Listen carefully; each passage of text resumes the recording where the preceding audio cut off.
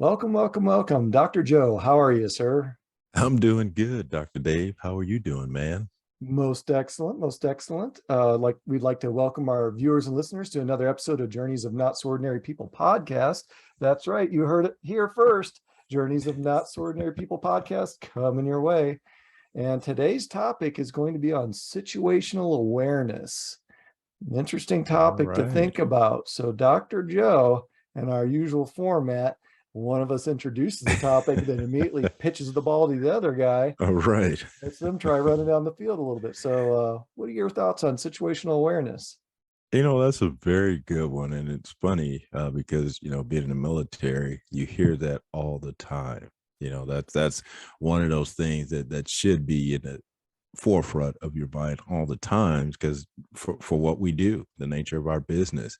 And that's really part of it is because you're often placed in situations or locations that may not be the most desirable. So, Mm. that's the first thing we're taught is to have that situational awareness. And so, for military members, probably for law enforcement, anyone who's often placed potentially in harm's way or in an austere environment where things could be, pretty bad.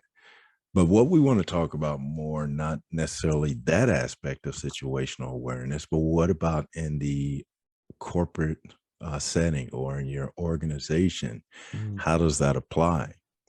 And if you think about it, situational awareness could be just as simple as a term that you often hear, reading the room. Mm. You go into a meeting and you may come in there bubbly, chatting up people as you sit down and, hey, how you doing? How was your weekend?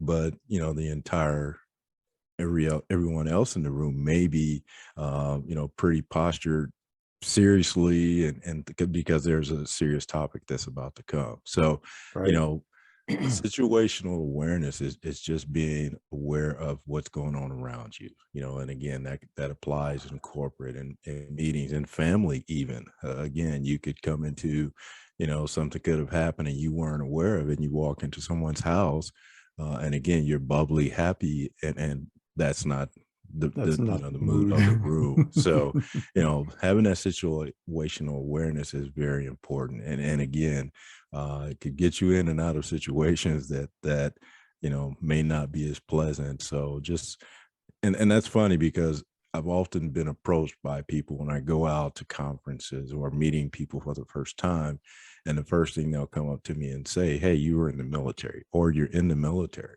and part of it is because that mentality when you walk into a room and it's a place you haven't been before, your common posture is to kind of observe, check out Mm. your surroundings. And so I often do that still to this day because that's one of those things that you probably don't lose.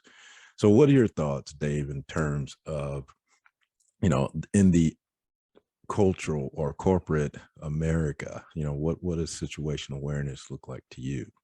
That was a great lead in, Joe. And I think you nailed it really good to kick things off for our audience.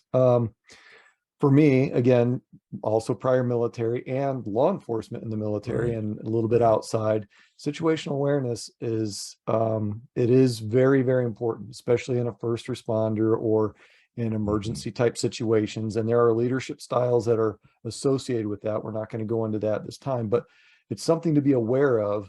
Again, when we're talking about situational awareness, certain situations demand or command certain types of leadership styles.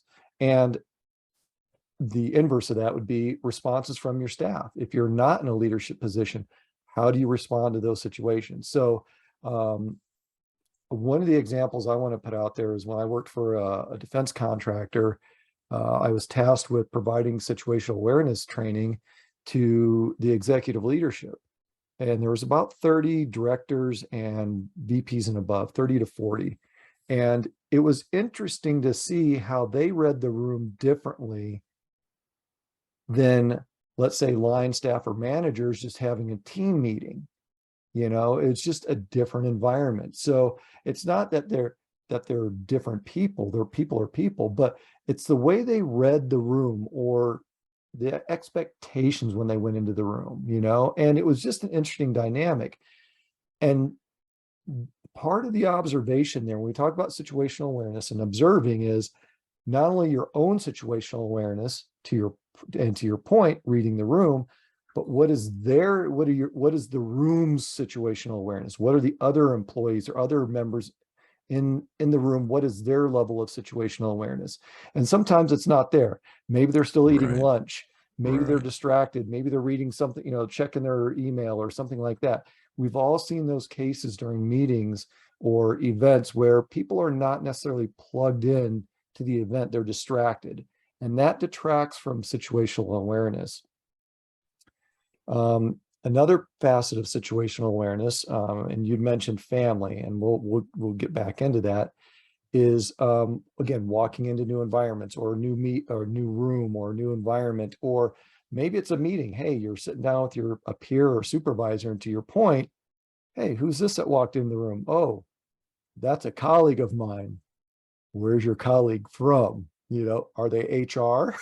Right. Right. That's not a good situation. If you have a one-on-one with your supervisor and HR is present, what's the real reason?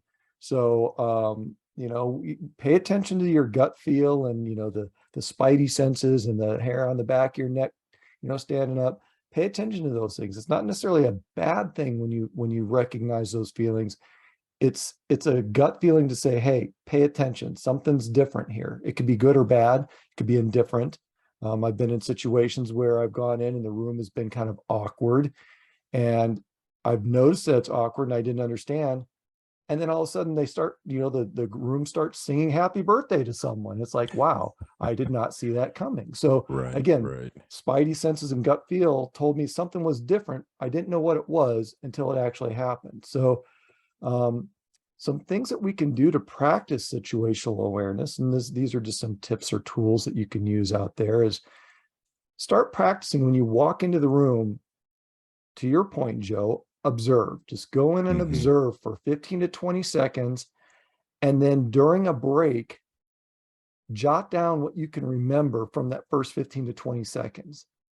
And then that's going to help you start paying attention more, because if you're not paying attention enough, you're going to notice it, because after 15 or 20 seconds and then a half an hour later, you think, well, I can't remember anything. Then you weren't really paying attention to the situation. You walked in Right. and said, I'm Right. going to, and then you were distracted by something else. So pay attention to that first 15 to 20 seconds when you get in there and read the room.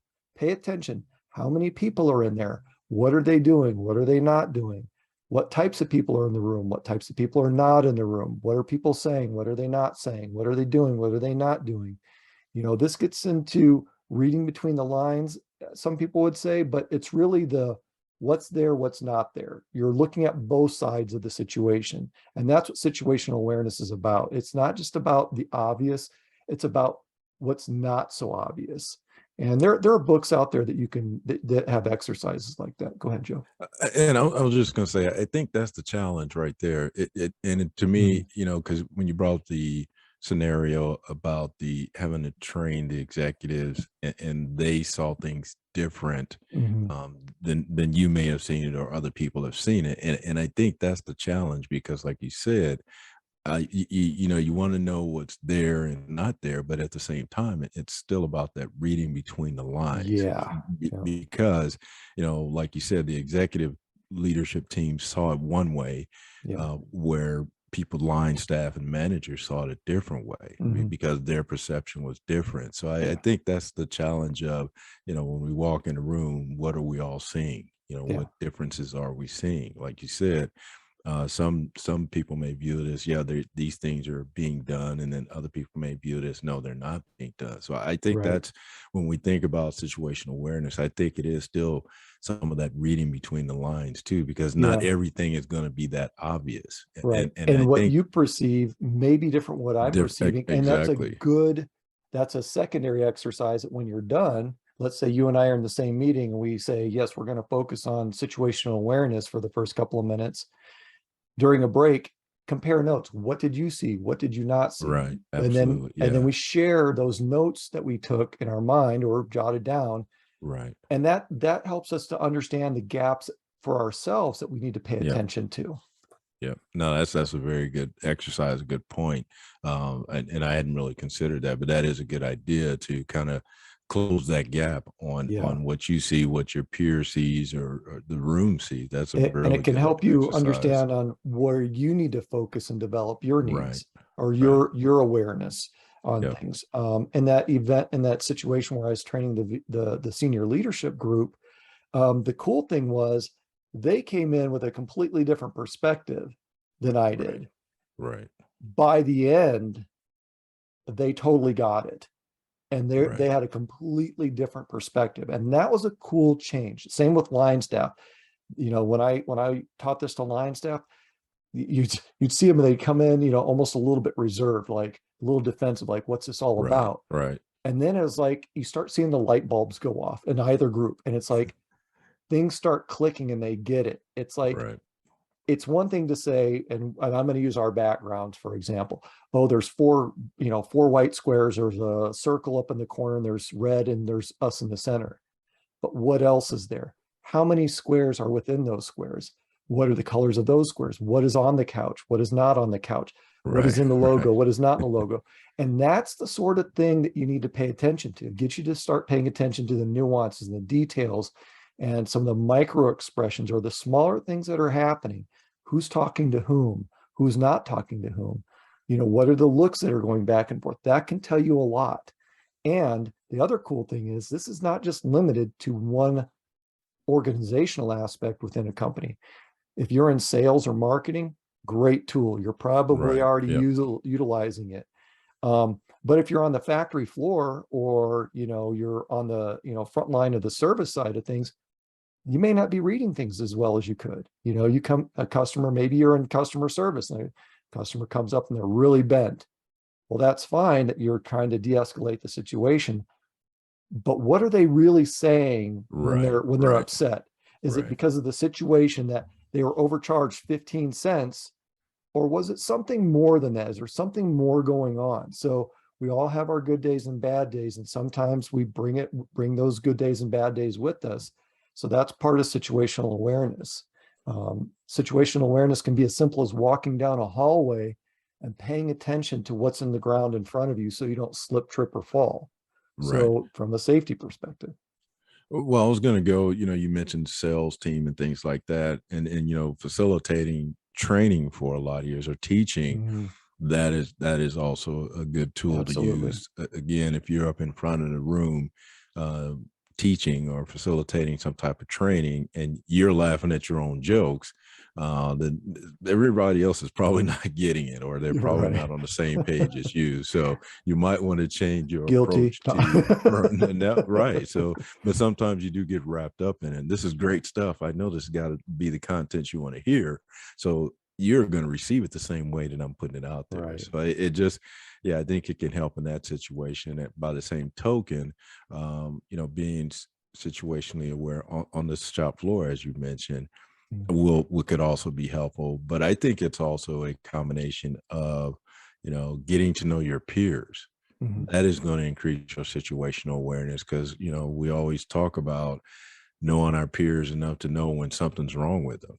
Right. If they come into work and they're typically laughing, joking, and they come into work one day and they're not, then your situational awareness should be, peaked because you should Yeah. be wondering, hey, is something going on? So I think there's a lot of good ways to use situational awareness that could bring out positive outcomes. Yeah. Like I say, we've always thought of it as that tool that you use when deploy when you're being even not even across the waters or in different countries, but even in going to different cities and Or different parts of the town. environments.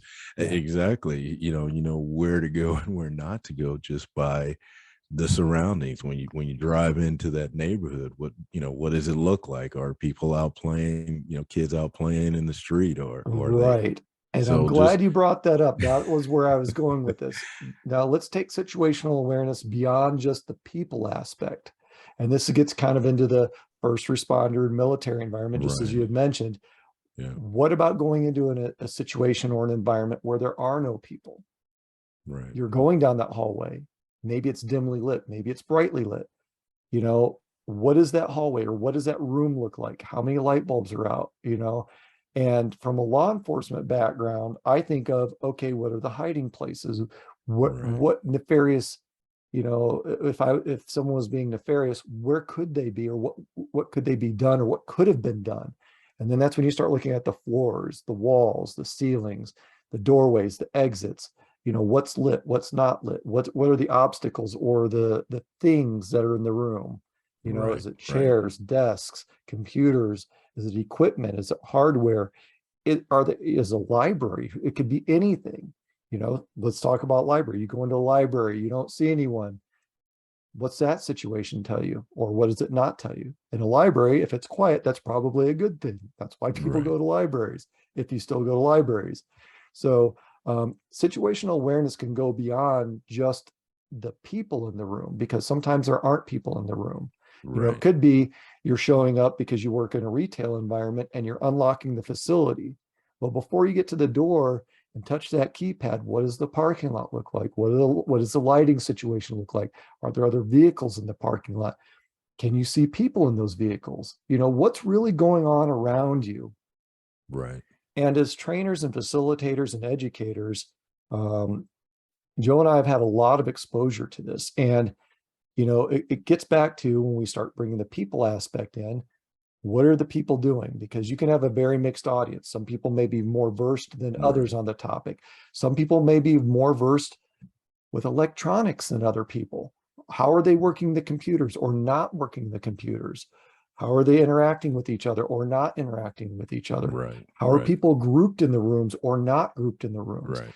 Right. And within situational awareness, when we start bringing in people, look at the cultures and the genders and the different affiliations that are out there. How are they relating or not relating? That tells you a lot about the culture of that environment, whether it's a training environment, whether it's a collaborative environment, whether it's a corporate, retail, government, public sector, what have you, educational, higher ed. Maybe you're just out doing landscaping. And to your point, maybe your colleague shows up and something's a little off. What's Right. off? Maybe they're off in a positive way, maybe they're off in a negative way, but find out what's going on. Or maybe it's a new client and you show up to the facility, whether it's a home or residence or a corporate building. What does that entrance look like? Who's greeting you? Who's not greeting you? That's a different situation. If you go in for an interview and the manager or the interviewer is waiting for you in the lobby, that says one thing. If they're not, that may say something else. So it's really about what's going on and what's not going on. Absolutely. And, again, we talk about reading between the lines as part of this as well, because to your point, just like you said, if a potential employer comes to meet and greet you, shakes your hand, smiling, then that probably makes you feel good. That's a good sign. Mhm. But then, like you said, the other scenario where you go to their office or you go to wherever the meeting place is, and they're just sitting back, hey, come on in, and and they immediately have this, I'm only doing this because I have to, Right. so not necessarily um the experience that you want to have, but that's again part of that situational awareness. So that's automatically going to put you kind of on a, maybe it's going to put you on a defensive Mhm. um you know posture, as far as now trying to go through this interview when it's not as pleasant as you'd like it. But Mhm. I was going to go back to when we talk about the people aspect. Even think about this: you schedule a meeting. Say you schedule a meeting like on Skype, Mhm. and people don't show up at the prescribed time, That never or happens. Everyone always shows right, up right. 15 minutes early. It's like clockwork. So in most cases, I immediately go back to, okay, I go back to, did I send it? the meeting notice out to everybody that's supposed to be here? Did I provide the links? Did I provide the time? So, it makes me go back and think about, like you said, what's there and what's not there, Yeah. to make sure that if Or I what was go the context of the email? Did it resonate right, or not resonate? exactly. So I think that that self-awareness piece goes beyond just observing, what's in front of you and what's not, Mhm. but it's also that trigger to say, hey, are things the way they should be, before Mhm. I proceed? Because my next step is to, I give them a few minutes, they don't show up. My next step is to send out another email. Hey, did you forget the meeting? Or, Mhm. are you checked to see if they're even, there, or Yeah. in the office? So it situational awareness, and it may be other people may view it as or term it differently, but that's really what it is. It's really thinking about, what's there and what's not there, the in between the lines, the gray areas. It's all those things, Right. and not to say that everybody's always, should have their head on a Mhm. swivel, but at the same time, You should be paying attention. that's where I was going to go. You should be knowing, your surroundings. You should be Right. knowing what's going on around you. It should not come as a surprise, for the most Right. part. I mean, I'm sure things will, pop up behind you that you weren't expecting, but for the most part, you should not be surprised by a lot of different things. And I think if people use that approach, that I should know as much about this as I can, then they're not, you know, left not knowing as often. They're in the know. They Mhm. are aware of their surroundings, of the situation. And I think that's what surprises most people when they, when I interact with people. It's because and I know me and you have talked about this a lot of times. We go above and beyond in some cases, where other people may not do that. Mhm. And not a knock against them, but again, with our training, our, the environments we grew up in, it was a little bit easier to adapt to that, where Mhm. other people may not have had those experiences. Um, Yeah. So we've got about 10 minutes left, just shy of 10 minutes. So let's pull this over into the personal side of things. So we've talked about the professional environment. We try to, bounce back and forth a little bit to provide a little bit of variety of application. So let's look at this from a personal perspective. How can we use situational awareness in our personal lives? And the most immediate situation that comes to me is driving, hmm, because again, how many times we've used this example before? How many times are we on autopilot when we're driving? right, We get right. off work, Yep. and that homing device in our brain, the GPS clicks and Right, switches, right. and all of a sudden, it seems like 30 seconds later we're home, and it was an hour in Yep, traffic and we don't know what happened. yep. So situational awareness is very important, especially like when we'll use driving as an example. Pay attention, and they teach this in classes about defensive driving and driver's ed and stuff. But look down the road 3, 5, 10 seconds, 20 seconds if you can. If you're on a hill and you can see, coming down, you can see 3 to 5 miles ahead. Look out there. What's going on? Is traffic congested? Is there a train? Is there an accident? Is it clear and open so you can just floor that thing and just see how fast your car can go? I don't recommend that. That's not a safe thing to do. Please do not do that. I'm just saying hypothetically, one could potentially do that. So driving is one of those things, or driving any vehicle of any sort, bicycles, boats, skateboards, electric devices, the little, Right, right. yeah, the devices that are out there. Situational awareness is very important. It could be a small rock in the road. If you're on a motorcycle, it could be the kitty litter or the sand. You take that a little bit too sharp and you dump your vehicle. So these are important things to keep in mind when we're out there, to pay attention. And sometimes it can be challenging to do that because we have a lot on our mind. We're trying to think forward about, what do we have to do when we get to work? What do we have to do when we get home? What is the family doing? What are the kids doing? What are they not doing? So we have to try to force ourselves to minimize those distractions so we stay focused on the important things, so we don't wind up getting into trouble or causing an accident or hitting a pothole and getting a flat tire. That's a really bad pothole if you drop a tire like that. So that's all I'm Right, saying. right, So right. I mean, it's like 3 feet deep.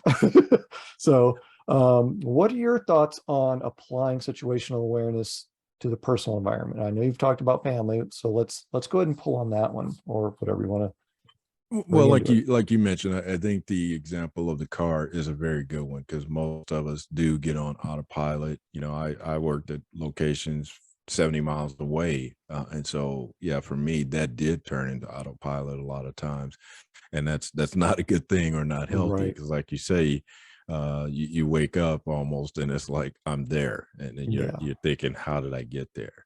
But again, on the personal side of it, just like you mentioned, the distractions, that's a huge part of it. Just um, that's one thing I do miss. Driving long distances, because now I don't do that as often. But driving long distances, that is one way that you can get rid of all those things that so you don't take them home. I Right. think in terms of you had a bad day, and for me that used to be the time that I could cool off and get that stuff out of my head. So when I went to my house, that I didn't dump on my family. And Right. so when we think about situational awareness, like I said, you could have a bad day, and if you choose not to get rid of it, or to try and deal with it, or to try and purge it from your system, you will take that to your family, and they're going to feel the brunt of what you felt that day. So Right. when we think in terms of situational awareness for yourself and how that is going to affect the family, I think that's a very important piece of that. But I also think of it too as, say, you come in your house and things are not great. So your kid got an F in class or something like that, and you come in, you just got a promotion or something. Um, Being able to, again, to adapt to, okay, everything is great in my world, but my child has an issue. So me Mhm. being able to address that, come down from whatever high I was on to, being able to meet them at their level and help them, get over their situation. So Yeah. situational awareness is a very good tool to help you, you know, facilitate whatever situation you're facing. Yeah. I And as we wrap things up, another thing I want us to pull in is equipment and tools. Now, my definition of the equipment and tools is pretty broad. Like my tools are in the garage, my wife's tools are in the kitchen. So Right, right. I'm going to use a personal example. A couple of days ago, I was in the kitchen. I was preparing something on the stove, and I wasn't paying attention. I wasn't aware of the situation, and I started got into autopilot, and I reached over and grabbed that lid on the stove. We all know what happens right after that. There's that oh shit moment, and you go, wow, that's going to hurt. That's going to leave a mark. And that's part of paying attention and being aware of your surroundings in the situation, and not losing that focus on your situation. That Right, situational right. awareness is about focus. It's a deliberate thing you have to do. And like so many other things, it's something you have to practice. It seems so common sense. You're in the kitchen, don't touch the lid on a hot pot, Right, but we right. do it. We reach out and grab it, and we get burned because we had a lapse in that situational awareness. The same thing when you're driving, the same thing when you're operating heavy equipment or machinery at work, or maybe you're in the garage and you're operating a hand tool, a hammer or saw. I just, my gut just cringed, because we all know the nightmares and the horror stories of people who got distracted Right. or went in to a situation and weren't paying attention. There was a sharp object and they cut themselves or something like that. So situational awareness is really important. And as we close, Joe, any final, what are your final thoughts? Like we've been mentioning all throughout the this episode, situational awareness, again, is an effective tool. It helps you through your day-to-day life. You're put in situations that you're not familiar with. But I like what you mentioned at the very beginning, about practicing, using those practice scenarios. When you walk into a room, take 10 to 15 seconds to just observe, and then more importantly, come back, later and see if you remember those things. And then the other exercise you talked about was, sitting down with a peer and saying, hey, what did you uh, observe when you came into this room or observed in this situation? So I think those are some very effective ways to practice situational awareness, because it's across the board. Like I say, most military, law enforcement, first responders, we're aware of situational awareness because that's the environment you grow up in. But for, people that are not exposed to something like that, there are still ways you can improve upon that. And like I said, even comes down to just knowing your peers, your colleagues who you work with, and recognizing when they're having challenges, or your family when they're having challenges. Like I say, simplest terms is, read the room, read between the lines sometimes. So I think, again, you really spearheaded this one. You had a lot of good you know, tools and techniques that people can use to further their situational awareness. So that's about all I have. Well, Dr. Joe, that's a great way to wrap up this episode. So with that, I'm not going to drag it out too much longer, just a few more seconds, folks. Thank you for joining us, viewing, and for our viewers and listeners, thank you for tuning in to another episode of Journeys of Not So Ordinary People podcast. If you like what you heard or viewed, give us a like online, share us. That's get the word out. And until next time, keep on being your not so ordinary you.